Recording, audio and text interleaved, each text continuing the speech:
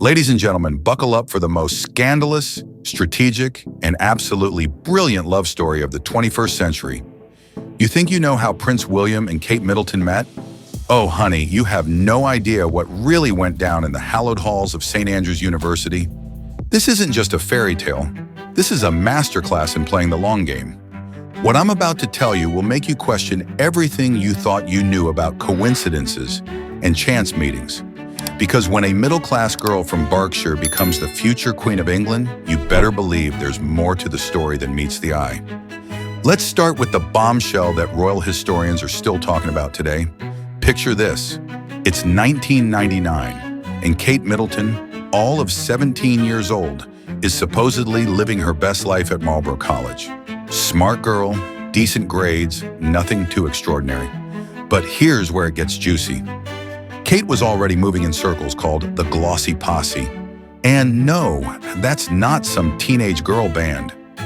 This was an exclusive group of wealthy Berkshire socialites who had one very specific hobby: partying with princes. That's right, folks. Kate was already in Prince William's orbit years before they officially met at university. But wait, it gets better. Some royal biographers claim Kate and William actually crossed paths when they were just 9 years old. Picture this: little Kate at St. Andrews Prep School, little William visiting for a hockey match. Two kids on a playground, completely unaware that they just had their first encounter with destiny. Of course, Kate herself claims she had posters of the Levi's model on her wall. Not Prince William. Sure, Kate, sure. We totally believe you had zero interest in the most eligible bachelor in the world. Now here's where our story takes a fascinating turn. Fast forward to 2000, and Kate has her heart set on the University of Edinburgh, one of Britain's most prestigious institutions. She's got her acceptance letter, she's sorted out her accommodation, she's ready to go. But then, news breaks that Prince William will be attending the University of St. Andrews in Scotland. And what does our sweet, innocent Kate do? She completely changes her plans. She gives up her place at Edinburgh, takes a gap year she hadn't planned on, switches her course to art history, coincidentally William's major, and somehow manages to get accepted to St. Andrews. Now the palace would have you believe this was all just a happy accident, but royal historian Robert Lacey isn't buying it for a second. Kate was very strategic, he says. Strategic? This girl didn't just change universities. She orchestrated a complete life pivot. And get this, after William's acceptance was announced, applications to St. Andrews jumped by 44%.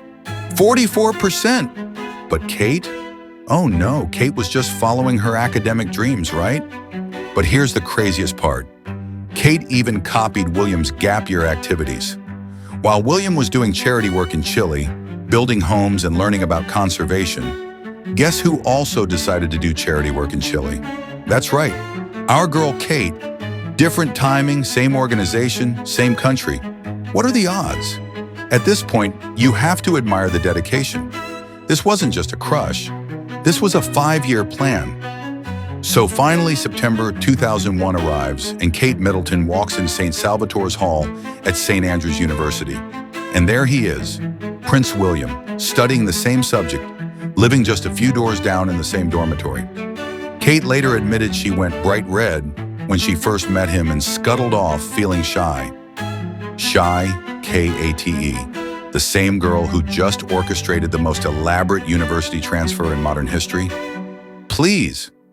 But here's the thing, and this is what makes Kate absolutely brilliant. She played it cool. For months, they were just friends, study buddies, casual breakfast companions in the dining hall. William was dating other people. Kate was dating other people.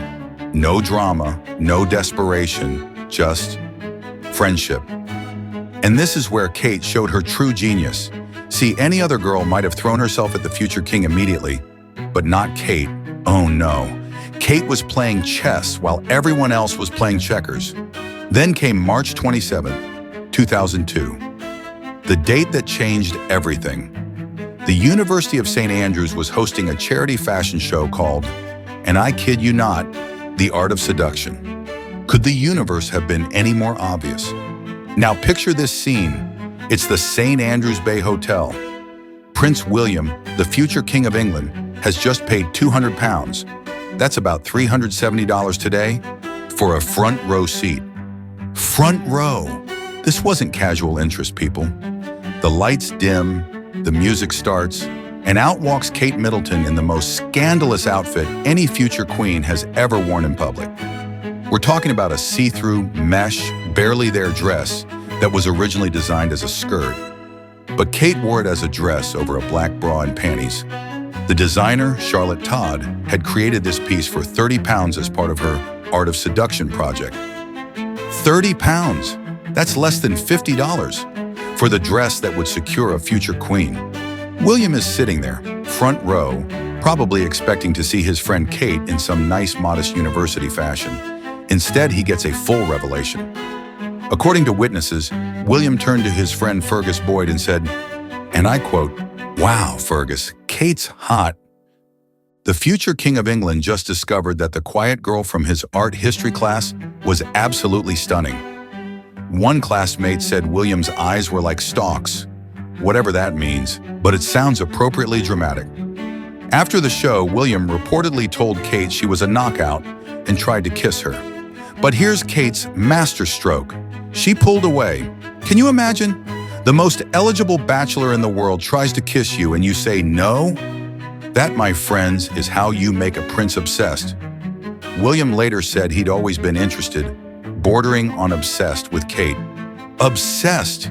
He used the word obsessed. From that moment on, everything changed. By their second year, they moved into a house together, along with two other friends because Kate was still playing it strategically. No moving in as a couple immediately. No rushing into anything. Just 4 university friends sharing a house on Hope Street. Hope Street! Even the address was perfect for their love story. And here's what makes this story absolutely beautiful. Despite all the strategy, what grew between them was real. Kate encouraged William not to drop out when he was struggling with university life. She supported him when he switched from art history to geography. She became his anchor in a world where everyone wanted something from him. You see, while Kate may have maneuvered herself into William's path, she couldn't manufacture the genuine connection they developed. She couldn't fake the way they made each other laugh, or the way they both loved sports, or how they shared the same values about family and service. And here's something that'll make you believe in their authentic connection. When William was struggling in his first year and genuinely considering dropping out of St. Andrews, it was Kate who convinced him to stay. Kate, she saw him as just William, not the future king, and gave him the support he needed as a friend first. Their university friends remember them as just 2 regular students who happened to click. They'd have breakfast together in the dining hall, study in the library, and Kate would even beat William at tennis. She wasn't intimidated by his status. She challenged him, supported him, and most importantly, made him feel normal. And get this, Kate even co-founded a female drinking society at St. Andrews. Yes, our future queen was organizing girls' nights out and living her best university life. She wasn't sitting around pining for the prince. She was building her own social circle and having fun. But back to that legendary dress. It sold at auction in 2011, the year Kate and William got married, for £78,000. From £30 to £78,000. The designer, Charlotte Todd, said she keeps a photo of that auction result because it's just so surreal. But here's the ultimate plot twist that'll blow your mind. Kate's strategic mind didn't stop at university. Oh no, even during their 9-year courtship, she was playing the long game. When the media called her Waity Katie for waiting so long for a proposal, what did she do? She used that time to prepare herself to be the perfect royal wife. Think about it. During those years, Kate could have thrown tantrums, given ultimatums, or leaked stories to the press to force William's hand. But instead, she quietly demonstrated her worthiness. She handled the intense media scrutiny with grace. She never sold her story, never complained publicly, never played victim. She learned royal protocol by watching and studying. She worked at her parents' business to understand the value of hard work. She supported William through military training, through his struggles with his royal destiny, through the intense pressure of being the future king. She proved she wasn't just in love with the idea of being a princess. She was committed to the person behind the title. And here's what makes her even more brilliant. She used those years to win over the most important person of all, the Queen. Elizabeth II wasn't initially convinced that a commoner was right for her grandson, but Kate's patience, dignity, and genuine character slowly won her over. By the time the engagement was announced, the Queen didn't just approve, she adored Kate. She learned royal protocol, worked for her parents' business to understand entrepreneurship, and most importantly, she proved to the British people and the royal family that she was in it for the right reasons, not just the title. When they finally got engaged in 2010, Kate had transformed from a strategic university student into a woman who was ready to be a future queen. She'd played the longest, most successful game in royal history. And look at them now.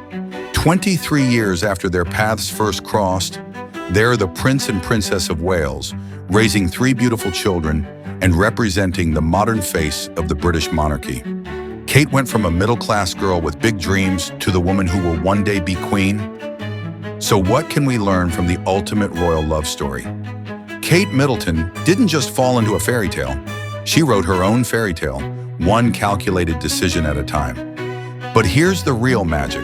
While Kate may have strategically positioned herself to meet William, everything that happened after that first meeting was pure, authentic love.